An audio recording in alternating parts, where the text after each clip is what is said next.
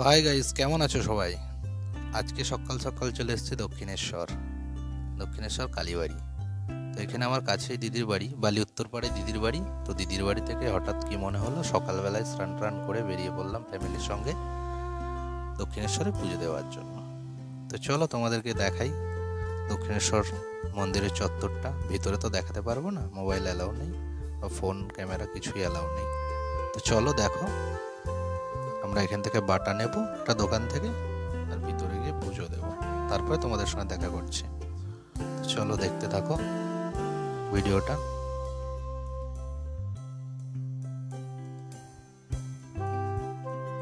Guys, আমরা বেরিয়ে পড়েছি দক্ষিণেশ্বর থেকে পুজো দিয়ে মায়ের কাছে। এখন আমরা যাব বেলুড় মঠের দিকে, তাও আবার জলপথে, লঞ্চে করে যাব। আর দক্ষিণেশ্বর হলো এমনই একটা জায়গা যেখানে গেলে পুরো মন প্রাণ সব ঠান্ডা হয়ে যায়। সকালে আসলে বা বিকালে যখনই আসো, পুজো দেওয়ার পরে গঙ্গার ঘাটে গিয়ে একটু না বসলে যেন অসমাপ্ত থেকে যায়। তো গঙ্গার ঘাটে গিয়ে বসলে মন প্রাণ সব কিছু ঠান্ডা হয়ে যায়। মানে মনে যদি তুমি স্যাড থাকো, সেটাও ভালো হয়ে যাবে। মানে এটা এমনই একটা জায়গা। আর ওখানে গেলে, মানে এই দক্ষিণেশ্বরে আসলে তোমার বাড়ি যেতে ইচ্ছে করবে না। আমার যেটা মনে হয়, দক্ষিণেশ্বর এমনই একটা জায়গা, গঙ্গার ঘাটে বসলে তো কি বলবো, সেই ফিল পুরো আলাদাই। এখানে না আসলে তোমরা বুঝতে পারবে না।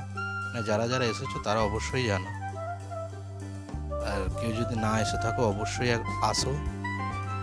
এটা খুবই ভালো একটা জায়গা। 51টা সতীপীঠের মধ্যে এটাও একটা সতীপীঠ। তো চলে এসো সবাই এই দক্ষিণেশ্বরে, মায়ের দর্শন করে যাও, ভালো লাগে।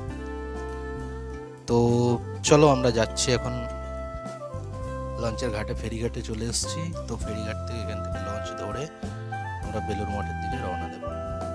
তো দেখো গাইস, ব্রিজটা খুব সুন্দর লাগছে। তো ফ্যামিলির সঙ্গে এখন গিয়ে উঠবো লঞ্চে, আর লঞ্চ থেকে সোজা যাব বেলুড় মঠে। বেলুড় মঠে আমি কোনোদিন যাইনি, তো এই প্রথমবার যাচ্ছি। তোমাদেরকে দেখাবো কি আছে না আছে, আমি তো জানি না, এই প্রথমবার যাচ্ছি। গাইস দেখো, এখানে একটা মন্দির আছে, দূর থেকে ভিউটা দেখো, জাস্ট অসাধারণ লাগছে। আর গঙ্গার তো কোনো তুলনাই হবে না, গঙ্গা তো ব্যাপক লাগছে। তো এইদিকে দেখো, এইদিকে একটা লঞ্চ যাচ্ছে, সেটা তোমাদেরকে একটু জুম করে দেখাই। আর গঙ্গার ধার দিয়ে যে বড় বড় বাড়িগুলো রয়েছে, বিল্ডিংগুলো রয়েছে, ওগুলো দূর থেকে দেখতে বেশ ভালো লাগছে। আর গঙ্গার জলের তো কোনো তুলনা হবে না, ওয়েদারটা তো আজকে ব্যাপক রয়েছে। আর আগে গিয়ে তোমাদের একটা স্পেশাল জিনিস দেখাবো। এই দেখো, মন্দিরটার কাছাকাছি চলে এসেছি। তো মন্দিরটা একটু তোমরা দেখে নাও, দর্শন করে নাও। মন্দিরটা খুব ভালো লাগছে, কারণ মন্দিরের যে পিলারগুলো রয়েছে না, ওগুলো জলের সঙ্গে অ্যাডজাস্ট। আর তার তলা দিয়ে ঠিক সিঁড়ি রয়েছে, স্নান করার ঘাট রয়েছে, এখানে স্নান করে হয়তো পুজো টুজো দেয়।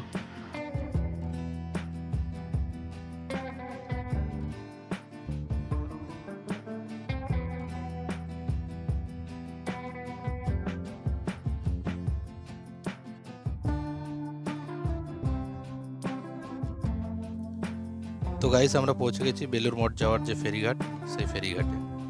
তো এখন আমরা এখান দিয়ে উঠে পড়ে যাব, তারপর বেলুড় মঠের দিকে রওনা দেব।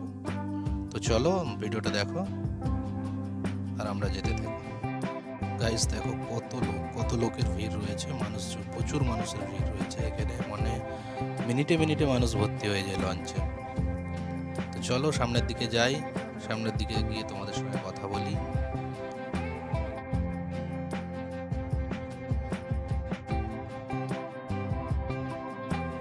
গাইস দেখো, এখানে কত ভিড় রয়েছে, পুরো হাওড়া রেলওয়ে স্টেশনের মতো ভিড়। আর এটা পুরো রেলওয়ে স্টেশনের মতনই লাগছে ফেরিঘাটটা। আর ফেরিঘাট এত সুন্দর হয়, পাথর দিয়ে এত সুন্দর করে বাঁধানো, কি বলবো, অসাধারণ। তো চলো বেশি না বকে বেলুড় মঠের দিকে আমরা এখন রওনা হব। তো বেলুড় মঠের রাস্তা, যে মেন গেট, সেটা দিয়েই যাচ্ছি আমরা, মেন গেটের যে রাস্তা। তো জড়ো ভিতরে গিয়ে দেখানো যায় কি দেখি।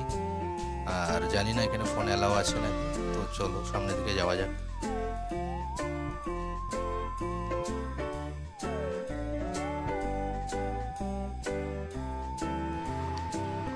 ও গাইস, যা আমার মনে হচ্ছে বন্ধ রেখে দিয়েছে, বন্ধ হয়ে গেছে।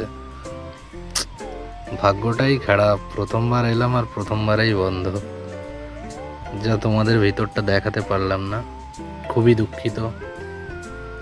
আমারও পরিশ্রমটা কাজে লাগলো না এত কষ্ট করে।